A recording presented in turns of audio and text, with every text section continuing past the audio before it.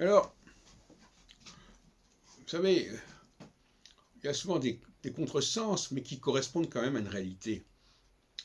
Il y a effectivement une dualité entre la cyclicité saturnienne et des structures sociales qui sont des structures qu'a bien étudiées d'ailleurs Michel Gauquelin et que je répercute sur le plan des tempéraments solsticiaux et équinoxiaux. Alors là, on est en plein dans ce qu'on pourrait appeler l'anthropocosmologie, c'est-à-dire qu'il y a d'un côté un système astronomique qui est invariable en quelque sorte, et qui est parfaitement prévisible, et de l'autre, une sorte de système au niveau de la société terrestre, avec un certain nombre de types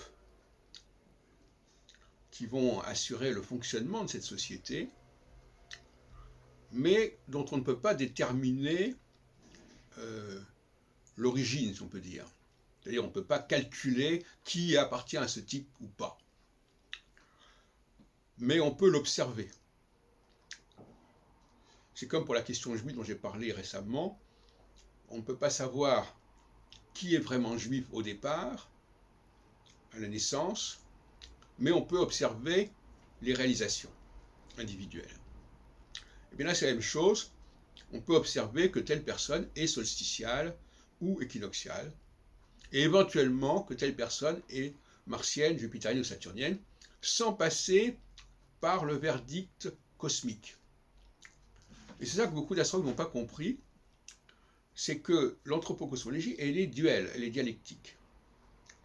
C'est-à-dire qu'il y a à la fois une dimension cosmique parfaitement déterminée, calculée, mathématique, et d'autre côté, il y a une humanité qui comporte un certain nombre de fonctions qui sont réparties dans toute la population, de façon plus ou moins aléatoire d'ailleurs, et qui vont donner lieu à des comportements individuels qu'il s'agira de codifier et de répertorier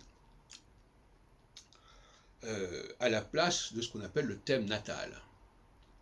Alors effectivement, d'une certaine manière, il est possible que ces choses-là se jouent à la naissance, mais je renvoie à ce que j'ai dit, à savoir qu'il y a une astrologie inconsciente et une astrologie consciente.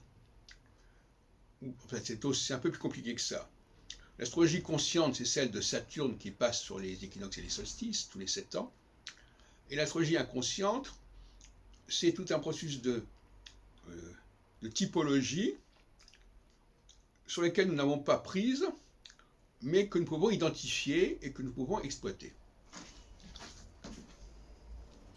Et bien évidemment, la complexité de la prévision astrologique, c'est de combiner, c'est de tenir compte de ces deux facteurs, de ces deux paramètres, le paramètre saturnien et les paramètres typologiques qui seront plus ou moins en phase avec le paramètre saturnien. Et notamment, j'ai donné des exemples à mon avis assez marquants. On peut très bien avoir des personnages de type équinoxial qui vont être en butte avec des phases solsticiales et inversement. Le cas du général de Gaulle est assez patent de ce point de vue-là. On est en phase équinoxiale en 1940, mais lui est un personnage solsticial qui résiste et qui se révolte contre cette situation. Et on peut avoir à l'inverse une période solsticiale contre laquelle un certain nombre de personnages et de leaders équinoxiaux vont se révolter.